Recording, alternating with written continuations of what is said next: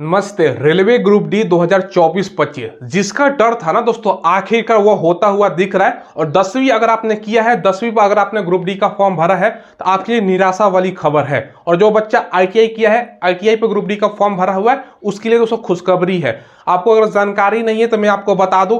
सबसे पहले railway group D का दोस्तों मामला क्या है, कोर्ट में इसका केस चल रहा है। जो आईटीआई वाला बच्चा है ना, वो कोर्ट में पहुंच गया, अब बहुत पहले पहुंच गया था, कोर्ट में केस कर दिया है दोस्तों बच्चों ने।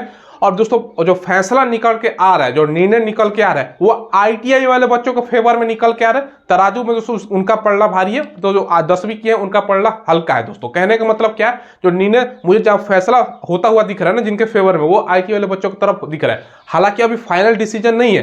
फाइनल डिसीजन आपको मैं बता दूं कब आपका निर्णय आने वाला है। ये दोस्तों आपका 28 मार्च 2025 को, 3-4 दिन बाद दोस्तों आपको फाइनल निर्णय आने वाला है। उस टाइम एग्जैक्ट पता चलेगा।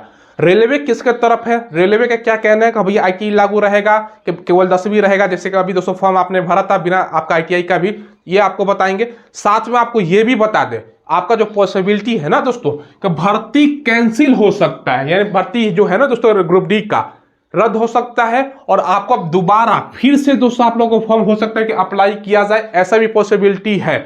मामला क्या है, सब कुछ आपको सरल भाषा में जानकारी देते हैं।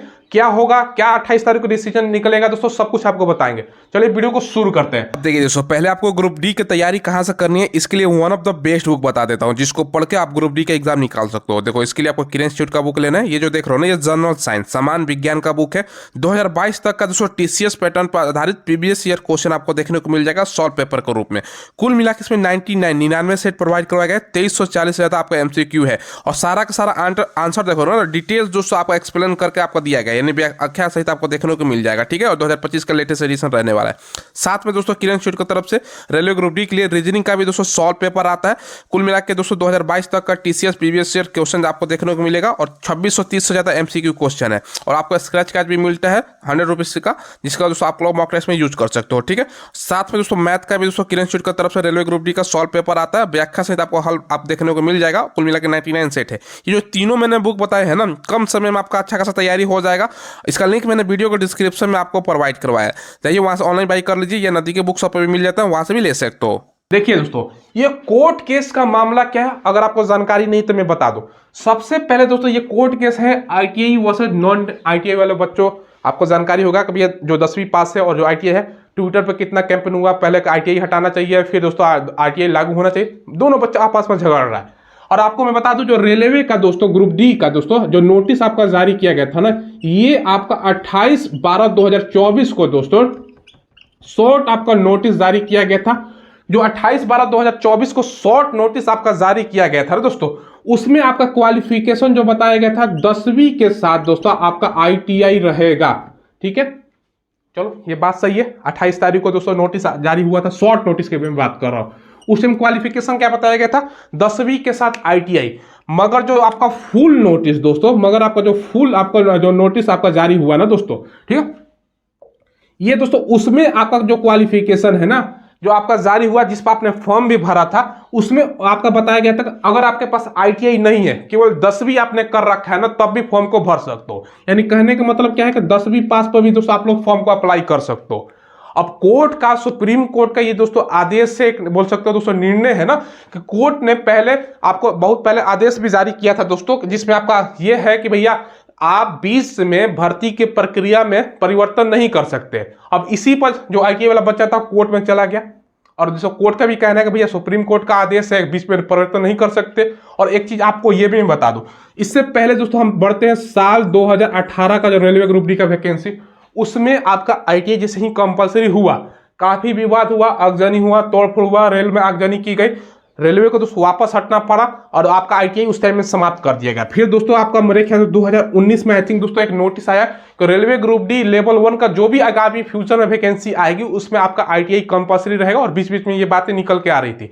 और दोस्तों शॉर्ट नोटिस भी जिससे दोस्तों आया, उस टाइम भी ये बातें कही गई थी। लेकिन जब फुल नोटिस आया, उसमें केवल 10वीं पास, यानी बिना आईटीआई है तभी भर सकते हो, लेकिन 10वीं वाले बच्चों को भी मौका मिल गया। और 10वीं वाला बच्चा खूब फॉर्म अप्लाई किया, तो सारा विवाद वहां से उत्पन्न हुआ और लूप होल इसमें मिल गया। आईटीआई वाला बच्चा कोर्ट में पहुंच गया और केस हो गया। और दोस्तों निर्णय सुप्रीम कोर्ट का आदेश भी है कि बीच में परिवर्तन नहीं कर सकता। शॉर्ट नोटिस जारी हुआ, बीच में परिवर्तन दोस्तों कैसे कर दिए, फिर ITI कैसे कर दिए, क्योंकि शॉर्ट नोटिस में तो ITI का बात कहा जा रहा है, 10वीं एंड 10वीं प्लस ITI, 10वीं केवल नहीं। अब बीच में परिवर्तन होकर फुल नोटिस में कैसे, यही बीच में दोस्तों सारा मामला है। अब क्या हो सकता है दोस्तों, 28 तारीख का डिसीजन क्या हो सकता है, रेलवे किसके पक्ष में, सारा कुछ बताता है। देखिए पहला तो दोस्तों आपका निर्णय हो सकता है ना, मैं आपको करता क्या है ना, तो पहले आपको जो कोर्ट का आदेश वाला निर्णय है वो मैं आपको दिखाता हूं। ये दोस्तों ये मैं आपको दिखा रहा हूँ कोर्ट ऑर्डर, इसको ध्यान समझिएगा। कोर्ट ऑर्डर दोस्तों यहाँ पर आपको जो तमाम मैंने बोर्ड पर आपका डेट का चर्चा किया ना, सब कुछ आपका दिया गया। देखो यहाँ पर पढ़ भी सकते हो, minimum educational qualification for recruitment of open market level 1 in pay matric level matrix of 7 CPC।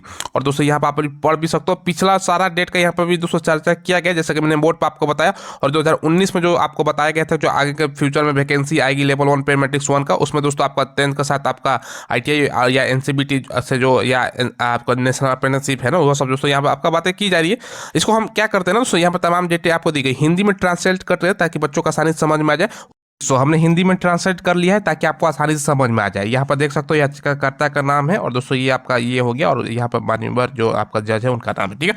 बाकी दोस्तों यहाँ पे तमाम डेट वगैरह और सारा कुछ यहाँ पर बात कहा जा रहा है। और यहाँ पर संदर्भ भी दोस्तों आपका जो पिछला विज्ञापन है उसके बारे में भी यहाँ पर आपका चर्चा किया गया। जो मैंने बोर्ड पर आपको बताया ना, यहाँ पर देखो एक चीज़ यहाँ पे लिखा गया, देखो 2019 में दोस्तों वैकेंसी, जब 2018 में वैकेंसी आई थी, जैसे कि मैंने आपको बोर्ड पर बताया, तो उस टाइम भी ITI को लागू किया गया था, लेकिन भारी विवाद हुआ। उसके कारण दोस्तों बताया गया कि जो फ्यूचर में वैकेंसी आएगी 2019 में दोस्तों एक नोटिस निकालकर उसका ही चर्चा यहाँ पर आपका बताया जा रहा है। देखो ये भी दिया गया है, देखो जो आपका कृपया वेतन मैट्रिक्स लेवल 1 के भर्ती के लिए न्यूनतम शैक्षणिक योग्यता के बारे में बोर्ड द्वारा दिनांक 14/6/2019 को जो ये आपका पत्र संख्या दिया गया, इसका संदर्भ ले इस मुद्दे पर समीक्षा की गई है। और पहले से निर्देशों को आपका जो अधिक्रमित हुए, और बोर्ड में यह निर्णय लिया है कि लेवल 1 जो आगामी आपका विज्ञापन आएगा ना लेवल 1 का, जिसको ग्रुप डी बोला जाता है दोस्तों, देखो भविष्य के सभी आपका ओपन मार्केट भर्तियों के लिए न्यूनतम जो शैक्षणिक योग्यता 10वीं पास या दोस्तों ITI या समकक्ष NCBT द्वारा आपका राष्ट्रीय जो अप्रेंटिसशिप सर्टिफिकेट है, तो ये सब आपका बात कहा जा रहा था। लेकिन दोस्तों इसके बाद जो आपका यहाँ पे देखो, इसमें दोस्तों श्री सिन्हा ने बताया कि जो विज्ञापन संख्या 08/2024 का 28 दिसंबर 2024 को जारी किया गया था, जैसे कि पेपर बुक संख्या पृष्ठ संख्या यहाँ पे दोस्तों आपको स्पष्ट लिखा गया है। देखो ये दोस्तों प्रश्न उठता है कि चूंकि विज्ञापन संख्या 28 दिसंबर 2024 को जारी किया गया था, क्या प्रतिवाद को दोस्तों इसके बाद अधिकरण के समय जो चुनौती के तहत अधिसूचना द्वारा उस आवेदकों को विज्ञापन के जवाब में दोस्तों आवेदन करने की अनुमति दी जा सकती है जिसके पास दोस्तों जो देखो IT थी या NCBT योग्यता नहीं थी, ठीक है। ITI जो और NCBT योग्यता नहीं थी, और जो केवल 10वीं पास थे, ये बस बातें की जा रही है। देखो बाकी इसके अलावा दोस्तों दो मुद्दे पर जो आपका वादियों के दोस्तों विद्वान वकील श्री सिन्हा को तेज आपका जो नाम है यहाँ से दिया गया है दोस्तों, सर्वोच्च न्यायालय का जो एक जो जजमेंट है, सर्वोच्च न्यायालय के संविधान पीठ का हाल ही में दोस्तों निर्णय का दोस्तों यहाँ पर बात कहा जा रहा है कि बीच में कोई भी आपका चेंजिंग वगैरह नहीं होगा। इस मामले को गंभीरता से देखते हुए आपका जवाब दाखिल करने के आपका समय दिया जाए, और कारण बताओ नोटिस जारी करने के लिए नियम क्यों नहीं जारी किया जाए। और दोस्तों ये सब आपका स्वीकार करने के बाद कहा जा रहा है। और एक चीज यहाँ पर आपको लिखा गया है ना, देखो यदि कोई आपका प्रति शपथ पत्र आपका 22/5/2025 को या उससे पहले दाखिल किया जाए, यानी 22 तारीख तक दाखिल करने की भी बात किया जा रहा है। और दोस्तों आपका जो अग्रिम प्रति जो याचिका करता है ना, उनके विरुद्ध दोस्तों दी जाए, और 28 मार्च 2025 को या इससे पहले दोस्तों आपका प्रस्तुत दाखिल करने का बात किया जा रहा है। बाकी दोस्तों यहाँ पे देखो मामले को महत्ता को देखते हुए दोस्तों 28 मार्च 2025 को सुनवाई और दोस्तों निपटारा हेतु पुनः अधिसूचित किया जाएगा, यानी 28 तारीख को इस पर निर्णय आएगा। और दोस्तों दोनों पक्षों को देखो, दोनों पक्षों को ये भी दोस्तों स्वतंत्रता है कि वो अगली सुनवाई की तारीख कम से कम 28 घंटे पहले एक दूसरे का दोस्तों साथ प्रतियों का आदान प्रदान करेंगे।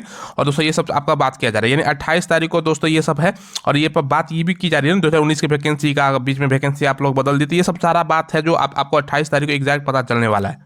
देखिए ये मैंने आपको दिखा दिया सारा मामला, आपको मैंने जो कोर्ट का है वो भी आपको दिखा दिया। अब निर्णय क्या हो सकता है ये बताता हूं। पहला पॉसिबिलिटी ये है कि भर्ती जो है ना दोस्तों ये कैंसिल हो सकता है। ऐसा मैं क्यों बोल रहा हूं, अगर 10वीं वाला बच्चा और ITI वाला बच्चा, ITI वाला का अगर जीत हो गया, और रेलवे दोस्तों आपको मैं बता दूं रेलवे किसके तरफ है ये भी बता दूं। रेलवे को अगर ITI में अगर वैकेंसी लेना था तो बीच में निर्णय नहीं लेता। रेलवे दोस्तों 10वीं वाले बच्चों की तरफ है, क्योंकि मेजोरिटी में जो ज्यादा बच्चा है 70, 75, 80% बच्चा जो आपका 10वीं पास वाला है, जहां मेजोरिटी ज्यादा होता है बच्चा, सरकार भी उसके सामने। तो रेलवे मेरे ख्याल से दोस्तों 10वीं वाला, अब रेलवे का फैसला अब क्या सबमिट करता है, रेलवे का क्या जवाब होता है, 28 को एग्जैक्ट आपको पता चलेगा। तो मुझे लगता है जैसे रेलवे 10वीं के वाले बच्चों की तरफ ही है। अगर बदलना नहीं होता तो पहले ही ITI रेलवे रखता, तो भैया ये है। अब कोर्ट अगर आदेश सुना देता है कि आपका ITI रहेगा, ठीक है, 10वीं प्लस ITI रहेगा, जो आपका शॉर्ट नोटिस की तरफ चलो, तो रेलवे क्या करेगा, भर्ती की प्रक्रिया रेलवे के हाथ में भैया लिखा रहता है ना, तो नोटिस हो सकता है वैकेंसी कम ज़्यादा कर दे, वैकेंसी को कैंसिल भी कर सकते हैं। तो पहला हो सकता है कि वैकेंसी ही आपका कैंसिल हो जाए। दूसरा निर्णय ये हो सकता है कि भैया आपका जो इसमें जो टेक्निकल वाला पोस्ट है ये दोस्तों आपका कर दिया जाए आपका आईटीआई वाले बच्चों को, और जो आपका नॉन टेक्निकल पोस्ट है दोस्तों ये आपका कर दिया जाए 10वीं पास पर। ये भी दोस्तों बीच का भी निर्णय हो सकता है, क्योंकि लाखों बच्चों का फ्यूचर से जुड़ा हुआ बात है। अब कोर्ट देखो, कोर्ट सर्वोपरि है, उसका नियम दोस्तों डिसीजन सबको मानना पड़ेगा। तो ये सब चीजें हैं दोस्तों। और इसमें जो है ना दोस्तों, मैंने नोटिस भी आपको दिखाया, आईटीआई वाले तरफ से थोड़ा सा फेवर में है। बोला है भैया आपका कोर्ट ने, भैया पहले भर्ती का जो आया बीच में कैसे कैंसिल कर रहे हो, इससे निर्णय आपको दिख रहा है ना, आईटीआई वाला हो सकता है जीत हो जाए। अब आप पूछो सर आप किसके तरफ है, हम ना इधर है ना इधर है, हम बीच में है। जो भी इंफॉर्मेशन आता है मैं आपको प्रोवाइड करवाता हूँ। कोई भी अपडेट आता है 28 तारीख को पता चलेगा। बस आप लोग चैनलों को सब्सक्राइब कर दीजिए। हम जो लेटेस्ट गवर्नमेंट जॉब आता है उसका इन्फॉर्मेशन, कोई भी अपडेट आता है सबका इन्फॉर्मेशन आपको प्रोवाइड करवाते हैं। और वीडियो को डिस्क्रिप्शन में आपको टेलीग्राम मिलेगा माई स्मार्ट ट्रिक के नाम से, उसको ज्वाइन कीजिए, फ्री ऑफ कॉस्ट है। वहाँ पर डेली दोस्तों क्विज, ऑफलाइन वैकेंसी की जानकारी, आंसर की, एडमिट कार्ड, बहुत सारा दोस्तों अपडेट वहाँ पर मिलता रहता है। धन्यवाद।